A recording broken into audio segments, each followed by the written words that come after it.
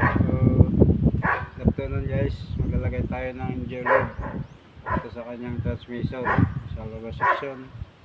Ito po yung langis na gagamitin natin. Geoload 80 watts by 90. So, napakaliit lang yung butas niya dito. So, gagamit tayo nitong pinaglumaan na kulon. May transfer natin yung geo oil. Ito lang po kahirap to. Kailangan natin pagtiyagaan. Isang ulit to.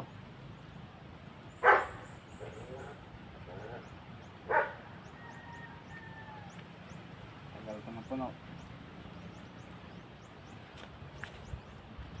Ilan yung abot na. Ayun, yung butas niya napakaliit. Hintayin natin na may lumabas dito. Pag may lumabas dyan, okay na yan.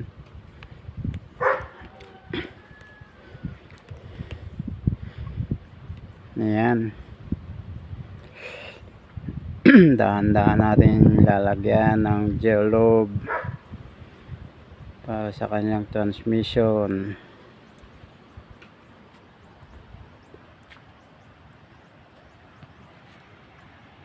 Okay na.